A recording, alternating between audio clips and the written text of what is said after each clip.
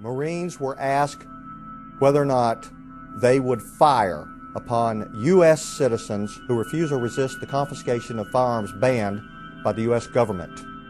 And I found this very difficult to swallow. 11% opted with the no opinion response. Had no opinion? Firing on their own fellow Americans?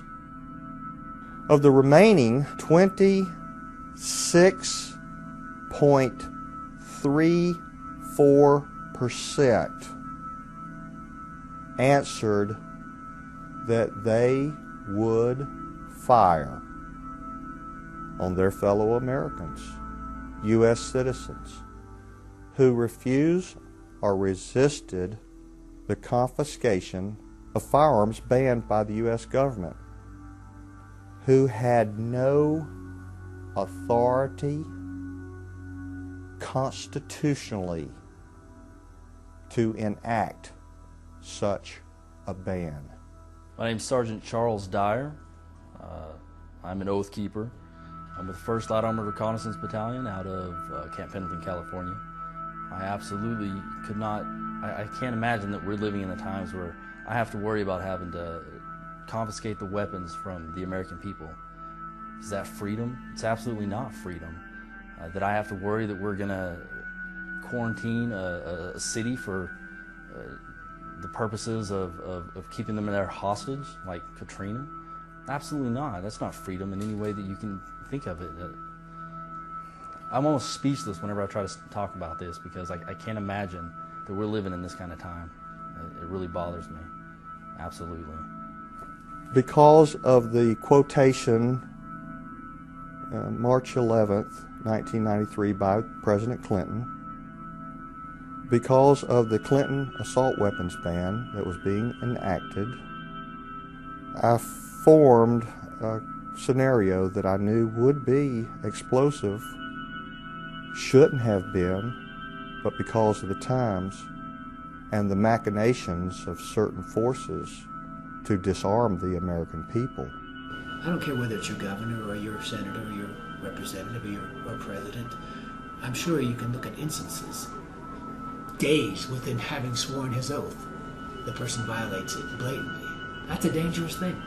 I, George Walker Bush, do solemnly swear that I will faithfully execute the office of President of the United States. And will, to the best of my ability, preserve, protect, and defend the Constitution of the United States. None of this stuff would be happening if it had stuck with the Constitution and stuck within its parameters. And we learned the American dream, and we were out there doing that American dream and working, and we were electing representatives that we felt were going to represent us while we were doing other things and maintaining our families and raising our families and doing the right thing as we thought. And I think we were duped in some cases where they've actually let us down. I saw a tremendous pattern of the growth of the infrastructure of a totalitarian state in the last 8 years post 9/11. I mean, it's been going on for decades. We've seen for decades encroachments on our liberties, and then a crisis would come along, and then all of a sudden they had a chance to get their policies passed they've been wanting to pass for a long time. That's what I saw as just incredibly alarming. And it's just the concept of enemy combatant status itself is an extension of that. And when I was writing at Yale, I wrote a paper on enemy combatant status. It won their award for best paper on the Bill of Rights. And unfortunately, when Obama was elected, he didn't repeal any of those things. And he's left that in place, which is the pattern of all presidents. Whether it's a left boot or a right boot on the back of your neck, we just don't want the boot on the back of our neck. He stands on that office on the condition of that oath, and the safety valve that he takes is refusing to violate it. When you swore an oath to defend the Constitution, you took upon yourself an individual obligation to make your own decision on the spot of where that line is and whether an order is lawful or unlawful. You have an obligation to do so, and as the Nazis found out at Nuremberg, just following orders is no excuse. 95% of the church, Christian church, supported Hitler, which is terrifying to me.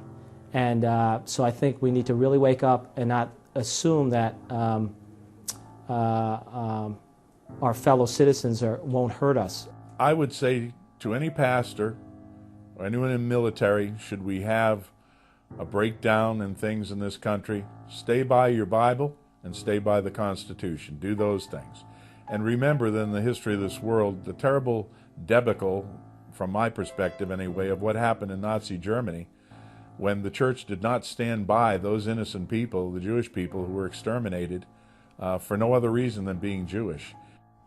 My God, how did we ever allow our government to reach such a point?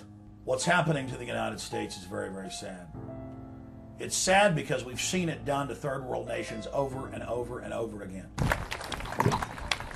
I would like to ask that all of you just take a moment, take a deep breath, and realize the solemn nature of this occasion, because those of you who so choose will be swearing an oath. Pretty serious proposition. You'll never have anything in your life that's as valuable as your word. So just remember that. If we all do nothing more than fulfill our oath, then we can turn things around just on that alone. Because it only takes a few relatively faithful servants to diffuse a lot of mischief in times of crisis, if they merely hold to their oath. If you can't swear that oath, please mentally excuse yourself and don't participate, because I, for one, intend to honor this oath, because we're in perilous times. Not quite so perilous, or perhaps far more perilous than in 1775. Please raise your hand thusly, and when you hear me say "I," pronounce your own name. I, Larry Bailey, do solemnly swear or affirm that I will support and defend the Constitution of the United States against all enemies, foreign and domestic. That I will bear true faith and allegiance to the same. That I take this obligation freely. Without any mental reservation or purpose of evasion. Pledging my life, my fortune, and my sacred honor. So help me God. Welcome, my brothers and sisters, to our great fraternity.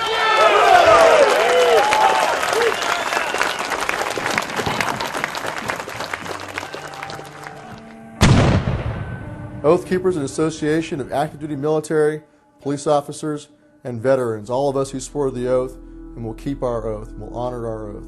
If you swore an oath to defend the Constitution, honor your oath by joining us, the Oath Keepers, and become an Oath Keeper.